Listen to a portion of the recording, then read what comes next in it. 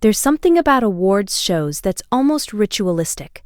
We watch for the glitz, the wild speeches, the viral moments. But every single year, there's a heartbeat underneath all that noise that nobody ever really predicts.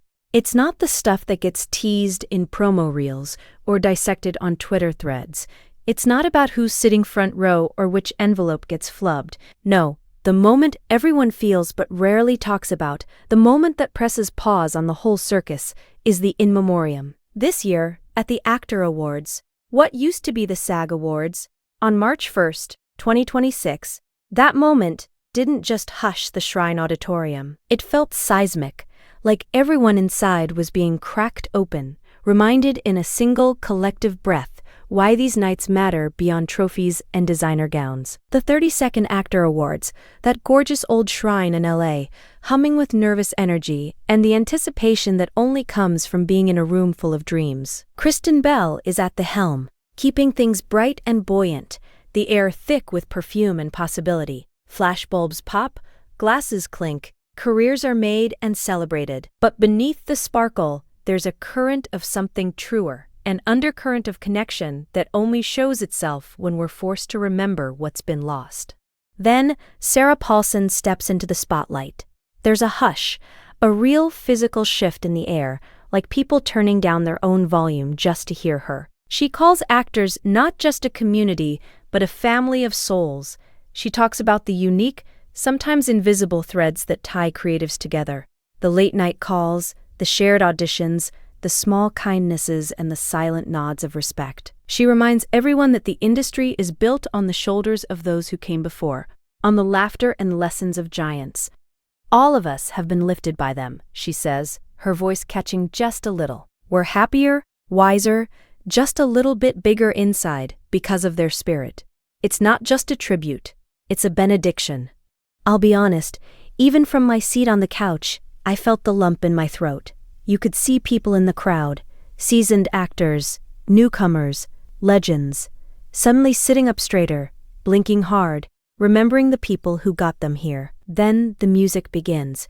Paul Young's Every Time You Go Away, the sort of song that instantly transports you, achingly nostalgic, familiar, and yet, in this context, impossibly raw. The first face to appear is James Van Der Beek.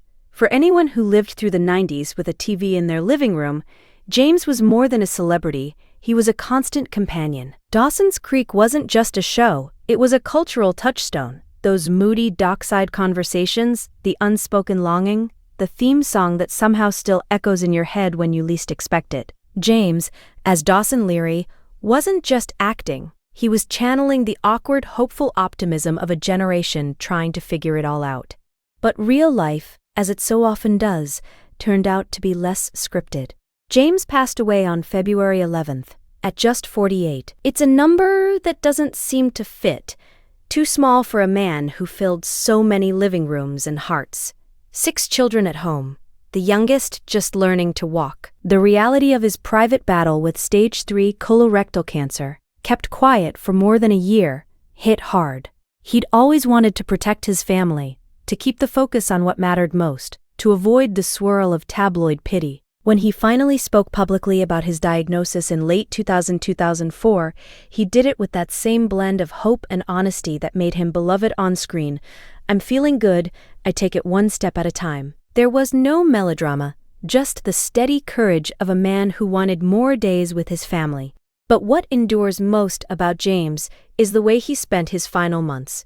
Even as the disease took more from him, he kept giving, sharing moments with his children, celebrating small milestones, loving openly. His last Instagram post wasn't about himself or his pain, but about his daughter Olivia and his father, both born on the same day. He marveled at his daughter's kindness, her openness, her resilience. Here was a man facing the hardest truth, and his instinct was to shine a light on the goodness around him. And then, as if the heartbreak wasn't enough, word got out that his family was struggling financially. The flood of support that followed, over $1 million raised in hours, Zoe Saldana's promise of ongoing help, tributes from colleagues like Alfonso Ribeiro and Katie Holmes, wasn't just about charity. It was about gratitude. Gratitude for a man who quietly, consistently made the world a little more gentle. The screen faded, the music lingered, and then Dane appeared. For fans of Grey's Anatomy, and let's be honest, that's just about everyone, Dane was unforgettable as Dr. Mark Sloan, the charismatic McSteamy who brought humor, depth, and undeniable presence to every episode. Eric's story was shorter than anyone wanted. Diagnosed with ALS less than a year before his passing, on February 19th, at only 53, he faced the disease with the same understated dignity that defined his career. ALS is relentless, merciless. Yet Eric kept showing up, kept connecting, kept reminding people to savor every moment. The clip they chose was simple, powerful. Eric looking straight into the camera, his voice clear and calm, saying, "Don't waste one single minute." Of all the scenes, all the lines, they picked the one that felt like a call to arms, a reminder that life, however long or short, is measured in moments of presence. Eric's courage wasn't flashy. It was in his continued engagement with fans, his willingness to talk about the disease, and in the way he kept urging others to value their own time. That message, echoing through the shrine, felt like a gift. And then, the lights shifted again, and Catherine O'Hara's face appeared. How do you even begin to sum up Catherine O'Hara?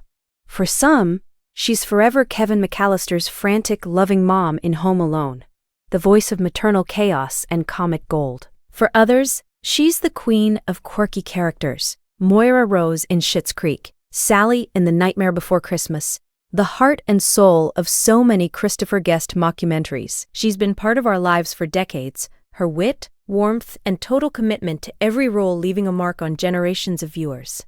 But what made Catherine truly singular wasn't just her talent, though she had it in spades.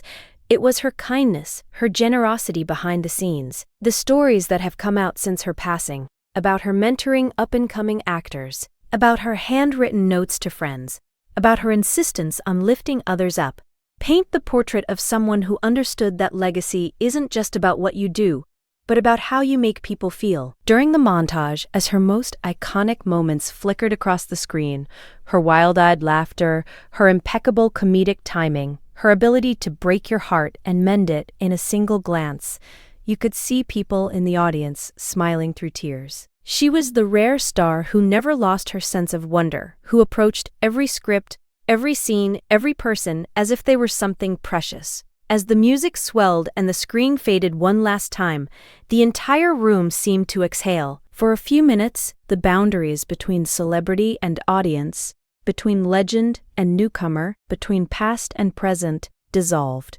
All that remained was gratitude for the laughter, the lessons, the love. And for a moment, in a place known for make-believe, the emotion was absolutely, achingly real.